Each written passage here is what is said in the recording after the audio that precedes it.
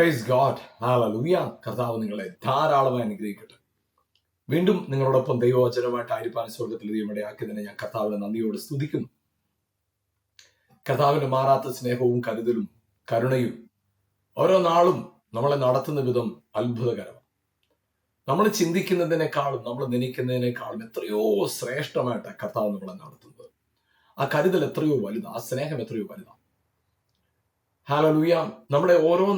നമ്മുടെ ഓരോ ദിവസത്തെ ജീവിതത്തിലും കർത്താവിന്റെ ആ ഇടപെടിയിൽ അത് നമ്മുടെ ജീവിതത്തിന്റെ താളം തെറ്റാതെ നമ്മളെ നിർത്തിയിരിക്കുന്നത് അതാണ്. അല്ലെങ്കിൽ നമ്മുടെ ജീവിതത്തിൽ ചില മേഖലകളിലൊക്കെ മാനുഷികമായ നിലയിൽ നിങ്ങൾ ചിന്തിച്ചു നോക്കിക്കേ, അല്ലെ? നമ്മുടെ ജീവിതത്തിൽ എത്രയോ മേഖലകളിൽ നമ്മൾ ക്രൈസിസിനകത്ത് എങ്ങനെ മുന്നോട്ട് പോകുമെന്ന് ഭാരപ്പെട്ടിട്ട് നിരാശപ്പെട്ട് നമ്മൾ മടുത്തുപോയ സമയങ്ങളില്ലേ?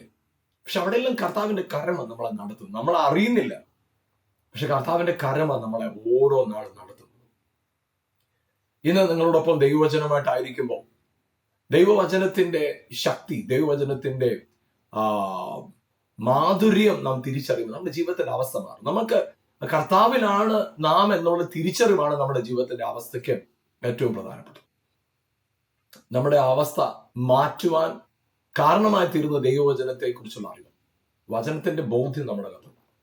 നമ്മൾ ഒരു നാളും തകർന്നു പോകത്തില്ലെന്ന് കർത്താവ് വാക്ക് പറഞ്ഞതാണെങ്കിൽ അത് അങ്ങനെ തന്നെയാണ്. ഒരു നാളും നാം തകർന്നു പോകത്തില്ല. നമുക്ക് നമ്മുടെ ജീവിതത്തിനകത്ത് 2 കൊരിന്ത്യർ ലേഖനം 1-ാം അധ്യായം 20-ാം വാക്യം ഇങ്ങനെ പറയുന്നു: ദൈവത്തിൽ എത്ര വാഗ്ദത്തങ്ങളുണ്ടോ അതെല്ലാം ക്രിസ്തുവിൽ ഉവ്വെന്നാണ്, ആമേനെന്നാണ്. അതായത് ദൈവത്തിൽ എത്ര വാഗ്ദത്തങ്ങൾ, പഴയ നിയമ പ്രവാചകന്മാരോട്, പുരോഹിതന്മാരോട്, ന്യായാധിപന്മാരോട്, പഴയ നിയമത്തിലെ സകല വിശുദ്ധന്മാരോടും രാജാക്കന്മാരോടും ഒക്കെ കർത്താവ് പറഞ്ഞത്. നമ്മള് കർത്താവിന്റെ കൂടെ നടന്ന 12 അപ്പോസ്തലന്മാരോട് പറഞ്ഞത്, കർത്താവിന്റെ അടുക്കൽ വന്നുകൂടിയ പുരുഷാരത്തോട് കർത്താവ് പറഞ്ഞു. ആ സകല വാഗ്ദത്തങ്ങൾ നമുക്കറിയാം. കർത്താവിന്റെ ചുറ്റും കൂടി വന്നിരുന്ന പുരുഷാരത്തോട് കർത്താവ് പറഞ്ഞു, നിങ്ങള് ആകാശത്തിലെ പറവകളെ നോക്ക്, വയലിലെ പുല്ലിനെ നോക്ക്, താമരയെ നോക്ക്. കർത്താവ് എത്രയോ ഭംഗിയായി ചമയിച്ചിരിക്കുന്നു. നിങ്ങൾ അതിനേക്കാൾ വിലയേറിയവരാണ്, ശ്രേഷ്ഠതയുള്ളവരാണെന്ന് പറയുമ്പോൾ അത് നമ്മളോടും കൂടെയുള്ള പ്രോമിസ്, നമ്മളോടും കൂടെയുള്ള വാഗ്ദത്തം. അത് പ്രിയപ്പെട്ട ജീവിതത്തിൽ ഏതെങ്കിലും മേഖലകളിൽ നിങ്ങൾ നിരാശയിലോ തളർച്ചയിലോ തകർന്ന അവസ്ഥയിലോ ആണെങ്കിൽ നിങ്ങൾ മടുത്തു പോകരുത്, തളർന്നു പോകരുത്. കർത്താവിന്റെ വാഗ്ദത്തങ്ങൾ, ദൈവവചനത്തിലുള്ള സകല വാഗ്ദത്തങ്ങളും ക്രിസ്തു മുഖാന്തരം നമുക്കുള്ളതാണ്. ചിലത് നമുക്കുള്ളതും ചിലത് വേറെ ആർക്കോ ചിലർക്കും ഉള്ളവർ, പ്രത്യേക യോഗ്യതയുള്ളവർക്ക്. അങ്ങനെ അല്ല. ക്രിസ്തുവിലാണോ നിങ്ങൾ, if you are in Christ, ക്രിസ്തുവിലാണെങ്കിൽ നിങ്ങളുടെ മറ്റു യോഗ്യതകളൊന്നും അവിടെ പരിഗണിക്കുന്നില്ല. ക്രിസ്തുവിലാണെങ്കിൽ ദൈവത്തിന്റെ സകല വാഗ്ദത്തങ്ങളും നിങ്ങളോട് ആമേൻ എന്ന്, യെസ് എന്ന്, ഉവ്വെന്ന്, അതിന് മാറ്റമില്ല. അതുകൊണ്ട് നമ്മുടെ ജീവിതത്തിനകത്ത് നാം എപ്പോഴും തിരിച്ചറിയേണ്ട ഒരു കാര്യം, നാം ക്രിസ്തുവിലാണോ എന്നുള്ളതാണ് അറിയുന്നത്. ക്രിസ്തുവിലായവർ ഭാഗ്യവാന്മാർ. അതെ, ക്രിസ്തുവിലായി തീരുക. എങ്ങനെയാണ് ക്രിസ്തുവിലായി തീരുന്നത്? ക്രിസ്തുവിലായി തീരാനായിട്ട് വേറെ ഒരു വിധത്തിലുള്ളതായ പ്രകടനങ്ങളുടെ ആവശ്യമില്ല. ഒരൊറ്റ കാര്യമേ ഉള്ളൂ: യേശു എനിക്ക് വേണ്ടി, എന്റെ പാപത്തിനു വേണ്ടി യേശു ക്രൂശിൽ മരിച്ചു. ഹല്ലേലൂയ. എന്റെ കർത്താവായ യേശു ക്രിസ്തു മരണത്തെയും പാപത്തെയും ശാപത്തെയും പിശാചിനെ ജയിച്ച് എന്റെ നീതിക്കായിട്ട് ഉയർത്തെഴുന്നേറ്റു. അങ്ങനെ ഉയർത്തെഴുന്നേറ്റ കർത്താവ് ഇന്ന് ജീവിക്കുന്നു. നിങ്ങൾ വിശ്വസിക്കുമ്പോൾ, ആ യേശുവിനെ നിങ്ങളുടെ കർത്താവായിട്ട് നിങ്ങൾ അംഗീകരിക്കുമ്പോൾ, അത് നിങ്ങളുടെ ജീവിതത്തിൽ ക്രിസ്തുവിലായി തീർന്നതിന്റെ പ്രധാന പടിയാണ്. പ്രധാന പടിയെന്നല്ല, അതാണ്. നമ്മൾ ക്രിസ്തുവിലായപ്പോ ഹല്ലേലൂയ, ദൈവത്തിന്റെ സകല വാഗ്ദത്തങ്ങൾക്കും അവകാശികളായിട്ട് മാറി. ദൈവത്തിന്റെ സകല വാഗ്ദത്തങ്ങൾക്കും അവകാശികളായിട്ട് മാറി. ഇന്ന് നിങ്ങൾ ഈ പ്രോഗ്രാം കാണുമ്പോൾ നിങ്ങൾ ആരുമാവട്ടെ, യേശുവിനെ കർത്താവ് എന്ന് വിശ്വസിക്കുന്ന നിങ്ങളുടെ ജീവിതത്തിൽ ഒരു നന്മയ്ക്കും കുറവ് വരത്തില്ല, ഒരു നന്മയ്ക്കും കുറവ് വരത്തില്ല. അതുകൊണ്ട് നിങ്ങളെ ഭാവിയെയും തലമുറകളെയും ജീവിതത്തെയും കുടുംബത്തെയും ജോലിയെയും ഒക്കെ ഓർത്ത് നിങ്ങൾ നിരാശപ്പെട്ടിരിക്കേണ്ട. പകരമായി ധൈര്യത്തോടെ എന്നെ വിളിച്ചൊരു കർത്താവുണ്ട്. ആ കർത്താവിന് എന്നെ കുറിച്ചുള്ള പദ്ധതി വലുതാണ്. ദൈവത്തിലുള്ള സകല വാഗ്ദത്തങ്ങളും എനിക്കുള്ളതാണ്. Because I am in Christ. ഞാൻ ക്രിസ്തുവിലാണ്. ആ ബോധ്യത്തോടെ നിങ്ങളുടെ ജീവിതത്തിന്റെ ഓരോ സ്റ്റെപ്പും മുന്നോട്ട് പോവുക. ക്രിസ്തുവിന്റെ ആത്മാവ് നിങ്ങളിൽ വസിക്കുന്നു. അതെ, ദൈവം നിങ്ങളിൽ വസിക്കുന്നു. ഹല്ലേലൂയ. ആ ബോധ്യത്തോടെ നിൽക്കുക. പ്രിയപ്പെട്ടവർ, നമുക്ക് അറിയാം, ആദാമിനെ കർത്താവ് സൃഷ്ടിച്ചപ്പോൾ, ആദാമിനെയും ഹവ്വയെയും സൃഷ്ടിച്ചപ്പോൾ കർത്താവ് വചനത്തിൽ ഇങ്ങനെ അറിഞ്ഞിരിക്കുന്നത്, ദൈവം തന്റെ സ്വരൂപത്തിലും തന്റെ സാദൃശ്യത്തിലുമാണ് മനുഷ്യനെ സൃഷ്ടിച്ചത്. ഉൽപ്പത്തി പുസ്തകത്തില് അതിന്റെ 5-ാം അധ്യായം വായിക്കുമ്പോൾ അതിന്റെ 1-ാമത്തെ വാക്യത്തിൽ ഇങ്ങനെയാണ് എഴുതിയിരിക്കുന്നത്. ഉൽപ്പത്തി പുസ്തകം അതിന്റെ 5-ാം അധ്യായത്തിന്റെ 1-ാമത്തെ വാക്യത്തിൽ നമ്മൾ വായിക്കുമ്പോൾ ദൈവം മനുഷ്യനെ ആണും പെണ്ണുമായി സൃഷ്ടിച്ചു എന്നാണ് നമ്മൾ അവിടെ വചനത്തിൽ കാണുന്നത്. ദൈവം മനുഷ്യനെ ആണും പെണ്ണുമായി സൃഷ്ടിച്ചു. എന്നിട്ട് അവിടെ എഴുതിയിരിക്കുന്ന ഒരു കാര്യം ഇതാണ്: ദൈവം മനുഷ്യനെ സൃഷ്ടിച്ചപ്പോൾ ദൈവത്തിന്റെ സാദൃശ്യത്തിൽ അവരെ ഉണ്ടാക്കി. ദൈവത്തിന്റെ സാദൃശ്യത്തിൽ അവരെ ഉണ്ടാക്കി. അപ്പൊ ദൈവം മനുഷ്യനെ സൃഷ്ടിച്ചപ്പോൾ ആണും പെണ്ണുമായി സൃഷ്ടിച്ചു, അവരെ അനുഗ്രഹിച്ചു. 5-ാം അധ്യായത്തിന് 1-2 വാക്യങ്ങൾ. നമ്മൾ 1-ാം അധ്യായത്തിന്റെ 26-ാം വാക്യത്തിൽ കാണുന്നു, ദൈവം തന്റെ സാദൃശ്യപ്രകാരവും സ്വരൂപപ്രകാരവുമാണ് മനുഷ്യനെ സൃഷ്ടിച്ചത്. ഇവിടെ നമ്മൾ കാണുന്നത് എങ്ങനെയാണ്? ദൈവം തന്റെ സാദൃശ്യത്തിൽ അവനെ ഉണ്ടാക്കി. അപ്പൊ തന്റെ സാദൃശ്യത്തിൽ ദൈവം അവനെ ഉണ്ടാക്കി. ആ മനുഷ്യൻ ദൈവത്തിന്റെ ഒരു വ്യവസ്ഥ, കർത്താവ് പറഞ്ഞ ഒറ്റ കാര്യം ഇതുള്ളൂ: ഈ തോട്ടത്തിലെ നടുവിലെ വൃക്ഷത്തിന്റെ ഫലം നീ തിന്നരുത്, നന്മ തിന്മകളുടെ അറിവിന്റെ വൃക്ഷഫലം തിന്നരുത്, തിന്നുന്നാളിൽ മരിക്കും. അപ്പൊ അവരത് കഴിച്ചു, ഭക്ഷിച്ചു. അവരുടെ അവരുടെ അവരുടെ മരണം അവർ ഉറപ്പുവരുത്തി. അപ്പൊ അങ്ങനെ മരിച്ചവനായ ആദാം, ദൈവത്തിന്റെ സ്വസ്ഥതയിലായിരുന്ന ആദാം ദൈവിക സ്വസ്ഥതയ്ക്ക് പുറത്തായി. അത് നമ്മൾ ഉൽപ്പത്തി പുസ്തകം തന്നെ 2-ാമത്തെ അധ്യായത്തിൽ, ഇതേ പുസ്തകത്തിൽ തന്നെ 2-ാം അധ്യായത്തിൽ നമ്മൾ കാണുന്നത് എങ്ങനെയാണ്? താൻ ചെയ്ത പ്രവൃത്തിയൊക്കെയും ദൈവം തീർത്ത ശേഷം താൻ ചെയ്ത സകല പ്രവൃത്തിയിൽ നിന്നും 7-ാം ദിവസം നിവൃത്തനായി. 7-ാം ദിവസം ദൈവം നിവൃത്തനായി. താൻ ചെയ്ത സകല പ്രവൃത്തിയിൽ നിന്നും 7-ാം ദിവസം നിവൃത്തനായി. അപ്പൊ അങ്ങനെ 7-ാം ദിവസം നിവൃത്തനായപ്പോൾ ആ സ്വസ്ഥതയിലേക്കാണ് നിങ്ങളെ എന്നെയും കർത്താവ് വിളിച്ചിരിക്കുന്നത്. ആ ദൈവിക സ്വസ്ഥതയിലേക്കാണ് നിങ്ങൾ എന്നെ വിളിച്ചിരിക്കുന്നത്. ആ ദൈവിക സ്വസ്ഥതയിലേക്ക് വിളിക്കപ്പെട്ട നിങ്ങളും ഞാനും, ഹല്ലേലൂയ, ആ സ്വസ്ഥതയിലേക്ക് പ്രവേശിച്ചത് ക്രിസ്തു മുഖാന്തരം. എന്നാൽ നമ്മൾ പഴയ നിയമത്തിൽ കാണാൻ കഴിയുന്ന ഒരു കാര്യം, ദൈവം തന്റെ വലിയ ശക്തിയാൽ വിടുവിച്ചു കൊണ്ടുവന്ന ജനം, അടിമത്തത്തിൽ 430 വർഷം കടന്ന തന്റെ ജനത്തെ, അബ്രഹാമിന്റെ സന്തതിയാകുന്ന തന്റെ ജനത്തെ വാഗ്ദത്ത ദേശത്തേക്ക് നടത്തുന്നു. കർത്താവ് അവരെ പുറപ്പെടുവിച്ചു കൊണ്ടുവന്ന് അവര് നീതിയും ന്യായവുമുള്ള ഒരു ജനമായി വളർന്നു വരാനായിട്ട് അവർക്ക് പ്രമാണത്തെ കൊടുത്തു. അവരെല്ലാവരും ഒരുപോലെ ദൈവിക പ്രമാണത്തിന്റെ കീഴിൽ നിൽക്കാനായിട്ട് അവർക്ക് പ്രമാണം കൊടുത്തു, ന്യായപ്രമാണത്തിൽ. ആ പ്രമാണത്തില് കർത്താവ് പറഞ്ഞു, ദൈവത്തെ ആരാധിക്കുക, ദൈവിക പദ്ധതിയിൽ എത്താനായിട്ട് എന്തൊക്കെ ചെയ്യണം, ഒരുവൻ ആത്മാവിൽ നടത്തപ്പെട്ടാൽ എങ്ങനെ ആയിരിക്കണം എന്നത് പ്രമാണമായിട്ട് എഴുതി കൊടുത്തു, അക്ഷരത്തിൽ കൊടുത്തു. ഒരുവൻ ആത്മാവിൽ നടത്തപ്പെട്ടാൽ എങ്ങനെയായിരിക്കും, ഒരുവൻ ക്രിസ്തുവിലായാൽ എങ്ങനെയായിരിക്കും, ഒരുവൻ ദൈവത്തിന്റെ പുത്രൻ എന്ന പദവി തിരിച്ചറിഞ്ഞാൽ എങ്ങനെയായിരിക്കും, ഒരുവൻ ആത്മാവിനെ പ്രാപിച്ചാൽ എങ്ങനെയായിരിക്കും, ഒരുവനിൽ ക്രിസ്തു വസിച്ചാൽ എങ്ങനെയായിരിക്കും എന്നത് ഇങ്ങനെയൊക്കെ ആയിരിക്കണം എന്നത് എഴുതിക്കും. അവര് അത് അങ്ങനെയാകാൻ ശ്രമിച്ചു. അവരുടെ ശ്രമം പരാജയപ്പെട്ടു. പക്ഷെ ദൈവം അവിടെ കൊടുത്ത വളരെ പ്രധാനപ്പെട്ട ഒരു പ്രോമിസ് ഉണ്ട്. ഒരു പ്രോമിസ് അല്ല, ഒരു കൽപ്പന. ശബത്ത് നാളിനെ വിശുദ്ധീകരിപ്പാൻ ഓർക്കാം. ഒരു ജോലിയും ചെയ്യരുത്. വിശുദ്ധ ദിവസം, ശബത്ത് ദിവസം ഒരു ജോലി ചെയ്യും. അത് സ്വസ്ഥതയുടെ ദിവസം. അപ്പൊ ആ സ്വസ്ഥതയുടെ ദിവസം ദൈവം അവർക്ക് വേണ്ടി കൽപ്പിച്ചാക്കിയതാണ് സ്വസ്ഥത.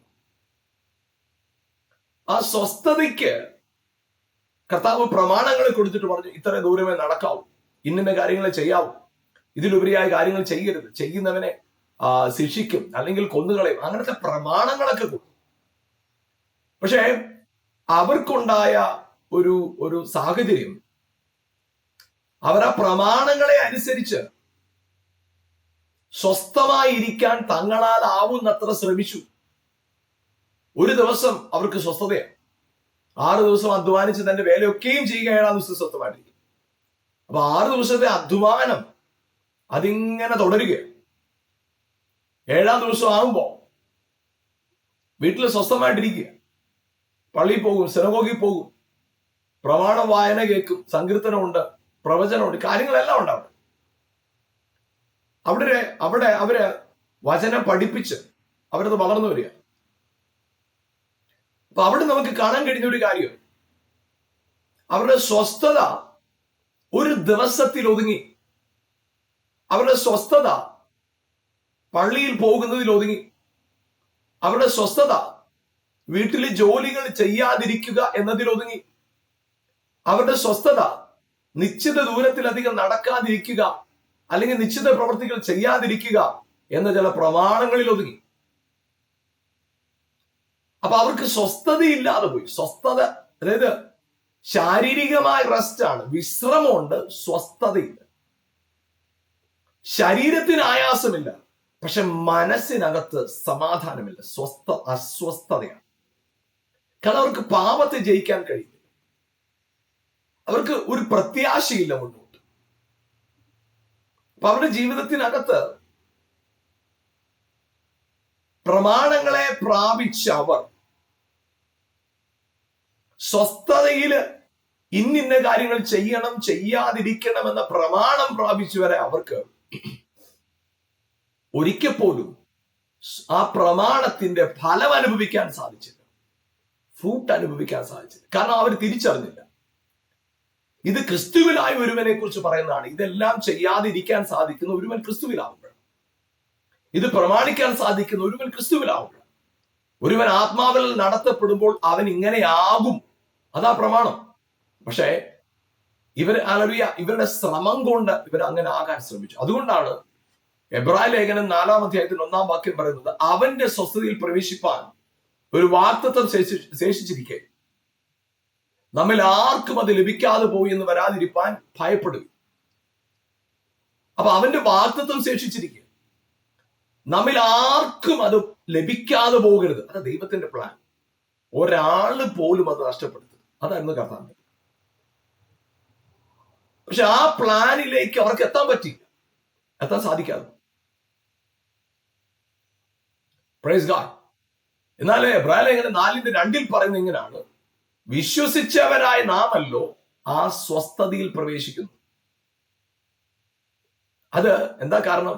അതിന്റെ 2-ാം വാക്യത്തിൽ വളരെ വ്യക്തമായിട്ട് പറയുന്നുണ്ട്, അവർ നമ്മെ പോലെ സദ്വർത്തമാനം കേട്ടവരെങ്കിലും അത് വിശ്വാസമായി പരിണമിക്കായതുകൊണ്ട് അത് അവർക്ക് ഉപകാരമായി വന്നില്ല.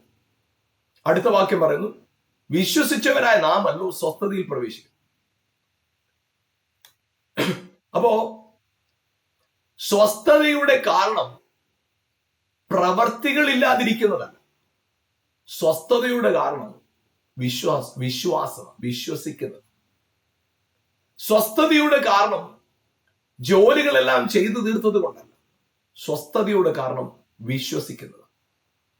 അപ്പൊ സ്വസ്ഥത അകത്ത് വേണമെങ്കിൽ, അകത്ത് വരണമെങ്കിൽ നമുക്ക് വേണ്ടത്, ഹല്ലേലൂയ, ആമേൻ, വിശ്വാസമാണ്. വിശ്വസിക്കുന്നവനിൽ ഉണ്ടാകുന്നതാണ് സ്വസ്ഥത. വിശ്വസിക്കുന്ന ഒരുവനിൽ വെളിപ്പെടുന്നതാണ് സ്വസ്ഥത. ആമേൻ. അപ്പോൾ ഈ സ്വസ്ഥതയെ കുറിച്ച് പറയുമ്പോൾ നമുക്ക് പുറപ്പാട് പുസ്തകം അതിന്റെ 33-ാമത്തെ അധ്യായത്തില് നാം ഇങ്ങനെ കാണുന്നുണ്ട്. പുറപ്പാട് പുസ്തകം അതിന്റെ 33-ാമത്തെ അധ്യായത്തിൽ അതിന്റെ 14-ാമത്തെ വാക്യം, പുറപ്പാട് പുസ്തകം 33:14, അതിനവൻ എന്റെ സാന്നിധ്യം നിന്നോടുകൂടെ പോയി ഞാൻ നിനക്ക് സ്വസ്ഥത നൽകും എന്ന് അരുളി ചെയ്തു. ദൈവജനം പാപം ചെയ്തപ്പോ കർത്താവ് പറഞ്ഞു, ഇനി ഞാൻ അവരുടെ കൂടെ നടക്കത്തില്ല. കാരണം അവരുടെ കൂടെ ഞാൻ നടന്നാൽ ഞാൻ ദഹിപ്പിക്കുന്ന അഗ്നിയെ, പാപം ചെയ്യുന്ന പാപത്തിന്റെ പരിണിത ഫലമായുള്ള മരണം അവർ അനുഭവിക്കേണ്ടി വരും. കാരണം പഴയ നിയമത്തിന്റെ പ്രമാണം അനുസരിച്ച് പാപത്തെ കൊല്ലുക എന്നതല്ല, പാപിയെ കൊല്ലുക എന്നുള്ളതായിരുന്നു പ്രമാണം. പക്ഷെ പുതിയ നിയമത്തിൽ അങ്ങനല്ല. പാപത്തെ ദഹിപ്പിക്കുക, പാപിയെ ജീവനോടെ വയ്ക്കുക. പഴയ നിയമത്തിൽ അങ്ങനല്ല. പാപത്തെയും പാപിയെയും കൊല്ലുക. പാപമുണ്ട് അവിടെ, പക്ഷെ പാപി മരിച്ചു. അപ്പൊ ഇവിടെ അങ്ങനെ തെറ്റിപ്പോയതായ ജനത്തോട് കൂടെ ദൈവം വരത്തില്ലെന്ന് പറഞ്ഞു. ഇനി ഞാൻ അവരുടെ കൂടെ സഞ്ചരിക്കുകയില്ല എന്ന് ദൈവം കർശനമായി പറഞ്ഞു മോശയോട്. എന്നാൽ മോശ പറഞ്ഞൊരു കാര്യം, മോശ ദൈവത്തോട് ചോദിച്ചൊരു ചോദ്യം പറഞ്ഞൊരു കാര്യം, കർത്താവേ, എന്നോട് കൃപ എന്നോടുണ്ടെങ്കിൽ, എന്നോട് കൃപയുണ്ടെങ്കിൽ എന്റെ കൂടെ വരണം. ആകയാൽ എന്നോട് കൃപയുണ്ടെങ്കിൽ നിന്റെ വഴി എന്നെ അറിയിക്കണമെങ്കിൽ, നിനക്ക് എന്നോട് കൃപയുണ്ടാകുവാൻ തക്കവണ്ണം ഞാൻ നിന്നെ അറിയുമാറാകട്ടെ. ഈ ജാതി നിന്റെ ജനമെന്ന് ഓർക്കണം. അപ്പൊ അവരുടെ കൂടെ നടക്കത്തില്ലെന്ന് ദൈവം പറഞ്ഞപ്പോ മോശ ദൈവത്തോട് പറയുക, അല്ല കർത്താവ്, ഇത് നിന്റെ ജനമാ, ഞാനിവരെ നടത്തുന്നു എന്നേ ഉള്ളൂ. എന്റെ ജനമല്ല ഞാൻ കൊണ്ട് നടക്കാനായിട്ട്, നിന്റെ ജനമാ. ആകയാൽ നീ ഇവരുടെ കൂടെ നടക്കണം. അപ്പൊ അവിടെ ദൈവം മോശയോട് പറയുന്ന വാക്കാണ്, നിനക്ക് ഞാൻ സ്വസ്ഥത തരും. എങ്ങനെയാണെന്നറിയാമോ? I am with you. ഞാൻ നിന്റെ കൂടെ, ഞാൻ നിന്റെ കൂടെ. ആ 14 വാക്യം ഞാൻ ഒന്നുകൂടെ വായിക്കാം. അതിനവൻ, എന്റെ സാന്നിധ്യം നിന്നോട് കൂടെ പോരും, ഞാൻ നിനക്ക് സ്വസ്ഥത നൽകുമെന്ന് അറിയിച്ചു. അപ്പൊ അവിടെ ഈ ദൈവിക സ്വസ്ഥത നിങ്ങളുടെയും എന്റെയും വലിയൊരു വാഗ്ദത്തമാണ് ശബത്ത്. ശബത്ത് എന്ന് പറയുന്നത് നമുക്ക് എബ്രായ ലേഖനം 4:1 അങ്ങനെ വായിക്കുന്നത്. ശബത്ത് എന്ന് പറയുന്ന ഒരു അനുഭവം ശേഷിച്ചിരിക്കുക. അപ്പോ അതൊരു വാഗ്ദത്തമാണ്. ആ വാഗ്ദത്ത പ്രാപ്തിക്ക് വേണ്ടി ഇവിടെ പറയുന്ന ഒരു കാര്യം ഇതാണ്, നിങ്ങൾ എന്ത് ചെയ്യണം? ഹല്ലേലൂയ, ആമേൻ. കർത്താവ് പറയുന്ന ഒരു കാര്യമാണ്, ഞാനൊരു കാര്യം ചെയ്യും, ഞാൻ നിങ്ങളുടെ കൂടെ വരും, ഞാൻ നിന്റെ കൂടെ വരും. അപ്പൊ സ്വസ്ഥത എന്താണെന്നറിയാമോ? സ്വസ്ഥത എന്ന് പറയുന്നത് നമ്മുടെ കയ്യിൽ ആവശ്യത്തിലധികം പണമുള്ളതോ, നമ്മുടെ കൂടെ ഒരു വലിയ പുരുഷാരം നമ്മുടെ കൂടെ നിൽക്കുന്നതോ, ആരും നമ്മളെ കുറ്റം പറയാതിരിക്കുന്നതോ, എല്ലാരും നമ്മെ പ്രശംസിക്കുന്നതോ, ഇതൊന്നുമല്ല സ്വസ്ഥതയുടെ കാരണം. നമുക്ക് ചെയ്യാൻ ഒരു കാര്യവും ഇല്ലാത്തത് കൊണ്ടോ, എല്ലാം നമ്മുടെ ജീവിതം എല്ലാം സേഫ് ആയതുകൊണ്ടോ, അതല്ല നമ്മുടെ സ്വസ്ഥതയുടെ കാരണം. നമ്മുടെ സ്വസ്ഥതയുടെ കാരണം കർത്താവിന്റെ സാന്നിധ്യമാണ്. പ്രിയപ്പെട്ടവരെ, ഹല്ലേലൂയ, കർത്താവ് നമ്മുടെ കൂടെ വരുന്ന ഇതുപോലൊരു ജനം വേറെയില്ല. അതുകൊണ്ടാണ് അതിന്റെ 16 വാക്യം പറയുന്നത്, എന്നോട് നിന്റെ ജനത്തോട് കൃപയുണ്ടെന്നുള്ളത് ഏതിനാൽ അറിയും? നീ ഞങ്ങളോടുകൂടെ പോരുന്നതിനാലല്ലയോ?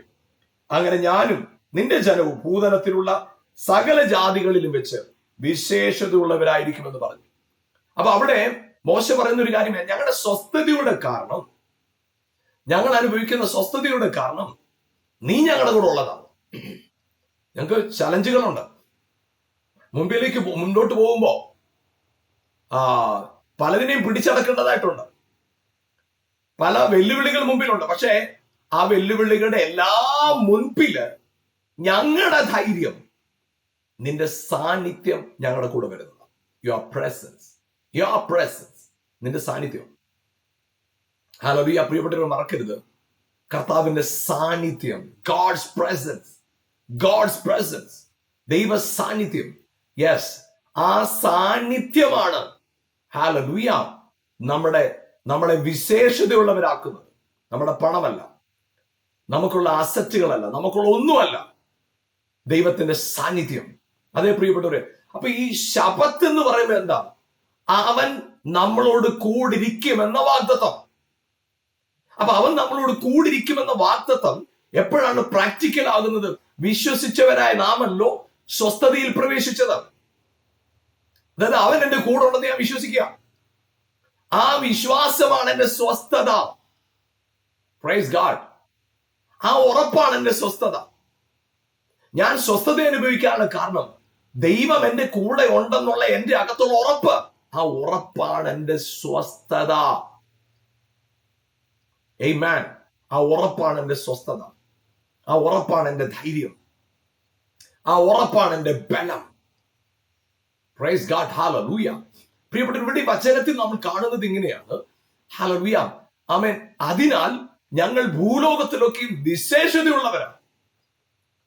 നമുക്കറിയാം, നമ്മുടെ കർത്താവായ യേശുവിന്റെ ജനനത്തെ കുറിച്ച് പ്രവാചകൻ ദൂതൻ പ്രവചിച്ചപ്പോ പറഞ്ഞൊരു കാര്യമാണ്, കന്യക ഗർഭിണിയായ ഒരു മകനെ പ്രസവിക്കും, അവൻ ഇമ്മാനുവേൽ, ദൈവം നമ്മോട് കൂടെ അർത്ഥമുള്ള ഇമ്മാനുവേൽ എന്ന് പേർ വിളിക്കപ്പെടും.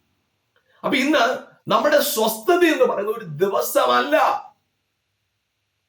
ഒരു ദിവസത്തെ സ്വസ്ഥതയായിട്ട് നിങ്ങൾ കാണരുത്. ഒരു ദിവസമാണ് സ്വസ്ഥത എന്ന് നിങ്ങൾ ചിന്തിക്കരുത്. ഒരു ദിവസത്തിൽ നിങ്ങൾ വിശ്രമിക്കുന്നതിന്റെ പേരല്ല സ്വസ്ഥത. നിങ്ങൾ ജീവിതകാലം മുഴുവൻ ദൈവ സാന്നിധ്യം അനുഭവിക്കുന്നതാണ് സ്വസ്ഥത. ഹല്ലേലൂയ. നിങ്ങൾ ഓൾവേസ് ആ ദൈവ സാന്നിധ്യ ബോധത്തിൽ ഇരിക്കുന്നതില്ലേ, അതിന്റെ പേരാണ് ശബത്ത്. ശബത്ത് അനുഭവം, ശബത്ത് ഡേ എവിടുന്നാ വരുന്നത്? നമുക്ക് ഹല്ലേലൂയ ദൈവം എന്റെ കൂടെ ഉണ്ടെന്നുള്ള ആഴമേറിയ ബോധ്യം. God is with me. ആ കോൺഷ്യസ്നസ്, ആ ഒരു ബോധ്യം, അതാണ് ഹല്ലേലൂയ എന്റെ ജീവിതത്തിനകത്ത് എന്നെ പിടിച്ചു നിർത്തുന്നത്. എന്റെ സ്വസ്ഥതയുടെ മുഴുവൻ കാരണവും ഹിസ് പ്രസൻസ്, ഹിസ് പ്രസൻസ്. പ്രിയപ്പെട്ടവർ, അതുകൊണ്ട് നിങ്ങളുടെ ജീവിതത്തിന്റെ ഓരോ പടികളിലും നിങ്ങൾ മറക്കാതെ വണ്ണം നിങ്ങളെ തന്നെ ഓർപ്പിക്കേണ്ട ഒരു കാര്യമുണ്ട്. I am not alone, my God is with me. ഞാൻ ഒറ്റയ്ക്കല്ല, എന്റെ ദൈവം എന്റെ കൂടെ ഉണ്ട്. അതാണ് നമ്മുടെ സ്വസ്ഥതയുടെ അടിസ്ഥാനം. നിങ്ങളുടെ ജീവിതത്തിൽ നിങ്ങൾ ഏതൊക്കെ വഴികളിൽ കൂടെ പോകുന്നെങ്കിൽ, അതാ സങ്കീർത്തനക്കാരൻ പറഞ്ഞു, ഞാൻ കൂരിരുൾ താഴ്വരയിൽ കൂടെ നടന്നാലും മരണ ഇരുളിൽ കൂടെ നടന്നാലും ഞാൻ പേടിക്കത്തില്ല, കാരണം your presence shall follow with me. നിന്റെ സാന്നിധ്യം എന്റെ കൂടെ പോരുന്നു. അതേ പ്രിയപ്പെട്ടവരെ, സ്വസ്ഥത എന്ന് പറയുന്ന ഒരു ദിവസമോ, സ്വസ്ഥത എന്ന് പറഞ്ഞ് ജോലി ഇല്ലാതിരിക്കുന്ന കാര്യം അല്ല. സ്വസ്ഥത എന്ന് പറഞ്ഞാൽ aware about the presence of God, ദൈവ സാന്നിധ്യത്തെ കുറിച്ചുള്ള ബോധ്യം, faith in the presence of God. God is with you always, always. His presence shall follow you. സാന്നിധ്യം നിങ്ങളുടെ കൂടെ ഉണ്ട്. ആ സാന്നിധ്യം നിങ്ങളുടെ കൂടെയുണ്ട്. ആ ബോധ്യം നിങ്ങളെ വാഴട്ടെ, ആ ബോധ്യം നിങ്ങളെ നയിക്കട്ടെ, ആ ബോധ്യത്തിൽ വാഴാൻ പരിശുദ്ധാത്മാവ് നിങ്ങളെ സഹായിക്കട്ടെ. ഹല്ലേലൂയ. പ്രിയപ്പെട്ടവരെ, അപ്പൊ ഈ ശബത്ത് എന്ന് പറയുന്നത് ഒരു ദിവസമായിട്ട് കണ്ട് ആ വലിയ പ്രോമിസ് നിങ്ങൾ നഷ്ടപ്പെടുത്തരുത്. ശബത്ത് എന്ന് പറയുന്നത് ആമേൻ ഒരു ദിവസമല്ല. ശബത്ത് എന്ന് പറയുന്നത് ഒരു എക്സ്പീരിയൻസ് ആണ്. ക്രിസ്തുവിലായി തീരുക. ഒരു ദിവസത്തിന് വേണ്ടി വെയിറ്റ് ചെയ്യല്ല, ഒരു ദിവസത്തിന് വേണ്ടി വെയിറ്റ് ചെയ്യല്ല. അത് ശബത്തിനെ കർത്താവ് കൽപ്പനയായിട്ട് പറയും. അതെപ്പോഴാ? നിലനിൽക്കുന്ന കൽപ്പനയാണ്. അതായത് യേശുക്രിസ്തുവിന്റെ മരണപുനരുത്ഥാനം വരെ ഒരു ദിവസമായിട്ട് നിന്ന കൽപ്പന ഇന്ന് അത് ദിവസമായിട്ടല്ല, അനുഭവമായിട്ട്, നിലനിൽക്കുന്ന ഒരു അനുഭവമായിട്ട് മാറിയിരിക്കുക. We are in Christ, we are in Christ. അപ്പൊ നമ്മുടെ സ്വസ്ഥത എന്താണെന്നറിയോ? കർത്താവിന്റെ സാന്നിധ്യം നമ്മുടെ കൂടെ വരുന്നത്. അതുകൊണ്ടാണ് മത്തായിയുടെ സുവിശേഷത്തില് 1-ാം അധ്യായത്തിന്റെ 22-ാം വാക്യത്തിൽ ഈ പ്രോഫസി പറഞ്ഞിട്ട്, മത്തായിയുടെ സുവിശേഷം 28-ാം അധ്യായത്തിന്റെ 20-ാം വാക്യത്തിൽ ഇങ്ങനെ പറയുന്നു, ഞാനോ ലോകത്തിന്റെ അവസാനത്തോളം എല്ലാ നാളും നിങ്ങളോട് കൂടെയുണ്ട്. അതെ, നമ്മുടെ സ്വസ്ഥത, നമ്മുടെ ശബത്ത് ഒരു ദിവസമല്ല. നമ്മുടെ ശബത്ത് ജോലികൾ ചെയ്യാതിരിക്കുന്നതല്ല. നമ്മുടെ ശബത്ത് പള്ളിയിൽ പോയി ആരാധിക്കുന്ന അനുഭവത്തിൽ നിന്ന് കിട്ടുന്നതല്ല. നമ്മുടെ ശബത്ത് ഒരു നിശ്ചിത പ്രമാണങ്ങൾ അനുസരിച്ച് ചില പ്രവൃത്തികൾ ചെയ്യുകയും ചെയ്യാതിരിക്കുകയും ചെയ്യുന്നതല്ല. നമ്മുടെ ശബത്ത് കർത്താവിന്റെ കൂടെ ഉണ്ടെന്നുള്ള ഉറപ്പിൽ നിന്ന് വരുന്നതാണ് ശബത്ത്. പ്രിയപ്പെട്ടവരെ, ഈ ദിവസങ്ങളിൽ നിങ്ങളുടെ ജീവിതത്തിൽ നിങ്ങൾ എത്ര വലിയ വെല്ലുവിളികളുടെ മുമ്പിലാണെങ്കിലും നിങ്ങളുടെ ഉള്ളില് ഈ ബോധ്യം നിങ്ങളെ വാഴട്ടെ. ദൈവം എന്റെ കൂടെയാണ്. God's presence is with me. അത് നമ്മുടെ ശബത്തായിട്ട് മാറട്ടെ. അത് നമ്മുടെ വിശ്രമത്തിന്റെ അടിസ്ഥാനമായി മാറട്ടെ. ജീവിതത്തിന്റെ ജയമായിട്ട് അത് മാറട്ടെ. നിങ്ങളില് നല്ല പ്രവൃത്തി ആരംഭിച്ചവൻ ക്രിസ്തുവിന്റെ നാളോളം അതിനെ തികയ്ക്കും. Yes, that is his promise. അത് കർത്താവിന്റെ പ്രോമിസാണ്. മാറത്തില്ല. നമുക്ക് ഒരുമിച്ച് പ്രാർത്ഥിക്കാം. ഞങ്ങളുടെ നല്ല കർത്താവേ, എന്നെ കണ്ടുകൊണ്ടിരിക്കുന്ന പ്രിയപ്പെട്ടവർക്കായി സ്തോത്രം ചെയ്യുന്നു. യേശുവിന്റെ നാമത്തിൽ അവരുടെ ജീവിതത്തിൽ കർത്താവെ, ജോലി ചെയ്യാതിരുന്നുള്ള വിശ്രമത്തിലേക്കല്ല, ക്രിസ്തുവിലാകുന്ന വിശ്രമത്തിലേക്ക്, സ്വസ്ഥതയിലേക്ക് അവർ പ്രവേശിക്കട്ടെ. കർത്താവെ, അങ്ങയുടെ സാന്നിധ്യ ബോധം അവരുടെ ഓരോ നിമിഷത്തെ യാത്രകളിലും അവരെ നയിക്കട്ടെ. ആ ഉറപ്പ് അവരെ ആഴത്തിൽ കർത്താവെ ബലപ്പെടുത്തട്ടെ. വെല്ലുവിളികൾ ധാരാളം ഉണ്ടെങ്കിലും എന്റെ കൂടെ കർത്താവ് ഉണ്ടെന്നുള്ള ബോധ്യം അവരുടെ ഓരോ സ്റ്റെപ്പിലും ബലമായി മാറട്ടെ. അവരുടെ ഓരോ സ്റ്റെപ്പിലും അവർക്ക് ധൈര്യമായി മാറട്ടെ. ആ രോഗക്കിടക്കിയിൽ കർത്താവിന്റെ കൂടെ ഉണ്ടാകിയാൽ ഞാൻ സൗഖ്യം പ്രാപിച്ചവനാന്നുള്ള ബോധ്യം അവരുടെ ഉണ്ടാകട്ടെ. ദാരിദ്ര്യങ്ങളുടെ നടുവിൽ, സാമ്പത്തികമായ വെല്ലുവിളികളുടെ നടുവിൽ, ഇല്ല, ഇവിടെ എന്റെ സമൃദ്ധി ക്രിസ്തുവാണെന്നുള്ള ബോധ്യത്തിൽ അവർ എഴുന്നേൽക്കട്ടെ. അങ്ങനെ എഴുന്നേൽക്കട്ടെ കർത്താവ്. ഒറ്റപ്പെടലുകളുടെ നടുവിൽ, ഇല്ല, ഞാൻ ഒറ്റയ്ക്കല്ല, എന്റെ കർത്താവിന്റെ കൂടെ ഉണ്ടെന്നുള്ള ബോധ്യം അവരെ അധികാരത്തോടും ധൈര്യത്തോടും നിർത്തട്ടെ. മഹത്വത്തിന്റെ തേജസ് കൊണ്ട് അവരെ പൊതിയണമേ കർത്താവേ. Yes Lord. അവിടെ മനസ്സിനകത്ത് മരണ ഭയങ്ങൾ, മരണ നിഴലുകൾ മാറിപ്പോകട്ടെ. ആ മരണ ഭയം യേശുവിന്റെ നാമത്തിൽ അവരെ വിട്ടുമാറട്ടെ. അസാധാരണമായ ജീവൻ അവരിൽ വെളിപ്പെടട്ടെ. The name of Jesus. The name of Jesus. ബലഹീനതകൾ മുഴുവൻ മാറട്ടെ. അത്ഭുതകരമായ സൗഖ്യം യേശുവിന്റെ നാമത്തിൽ അവർ വെളിപ്പെടട്ടെ. സ്വസ്ഥത ഉണ്ടാകട്ടെ. എല്ലാ ഭാരങ്ങളും മാറിപ്പോകട്ടെ. കർത്താവ് ഒരു ദിവസമോ അല്ലെങ്കിൽ ഒരു പ്രത്യേക ചടങ്ങുകൾക്കപ്പുറം ശബത്ത് ജീവിതത്തിൽ ഒരു അനുഭവമാക്കി തീർത്തതിനായിട്ട് നന്ദി. യേശുവിൻ നാമത്തിൽ തന്നെ പിതാവേ, ആമേൻ, ആമേൻ. Praise God. ഇവിടെ ഒരു കർത്താവ് കൂടെ ഉണ്ട്. അതുകൊണ്ട് നിങ്ങൾ എല്ലാ കാര്യങ്ങളും ചെയ്തു തീർന്നിട്ടല്ല സ്വസ്ഥതയിലേക്ക് പ്രവേശിക്കുന്നത്. ചെയ്യുമ്പോൾ തന്നെ നിങ്ങൾ സ്വസ്ഥതയില്ല. കാരണം നിങ്ങളിൽ നല്ല പ്രവൃത്തി ആരംഭിച്ചവൻ ക്രിസ്തുവിന്റെ നാളോളം അതിനെ തികയ്ക്കും. ആ ബോധ്യം നിങ്ങൾക്കുണ്ടെങ്കിൽ നിങ്ങൾക്ക് ഒന്നിനെ കുറിച്ച് ഭാരപ്പെടാനില്ല. ആകയാൽ ധൈര്യപൂർവ്വം മുന്നോട്ട് പോകും. അവന്റെ സാന്നിധ്യം നിങ്ങളുടെ അകത്ത് തരുന്ന സ്വസ്ഥത ഒരു മനുഷ്യനും എടുത്ത് മാറ്റാൻ കഴിയാത്ത സമാധാനം. അതുകൊണ്ട് ആ സമാധാനം അനുഭവിക്കുന്നവരായി എല്ലാ മേഖലകളിലും വിശ്രമം, സ്വസ്ഥത, ജോലിയില്ലാതിരിക്കുന്ന അവസ്ഥയല്ല, മനസ്സിനകത്ത് സ്വസ്ഥത അനുഭവിക്കുന്ന ദിവസങ്ങളായിട്ട് ഈ ദിവസങ്ങൾ മാറട്ടെ. Because God is for you. കർത്താവ് നിങ്ങൾക്ക് വേണ്ടി നിൽക്കുക. കർത്താവ് നിങ്ങളുടെ വിഷയത്തിന് നിങ്ങൾക്ക് വേണ്ടി കർത്താവ് ഹല്ലേലൂയ സംസാരിക്കുന്നവനായി, യുദ്ധം ചെയ്യുന്നവനായി, പ്രവർത്തിക്കുന്നവനായി, നിങ്ങളെ ജയാളിയാക്കി മാറ്റുന്നവനായി കർത്താവ് കൂടെ നിൽക്കുക. ആകയാൽ കർത്താവ് നിങ്ങളെ ധാരാളമായി അനുഗ്രഹിക്കട്ടെ. ഈ പ്രോഗ്രാം നിങ്ങൾ മറ്റുള്ളവർക്ക് പരിചയപ്പെടുത്തി കൊടുക്കുക. ഈ പ്രോഗ്രാമിനെ ഓർത്ത് പ്രാർത്ഥിക്കുക. ആമേൻ.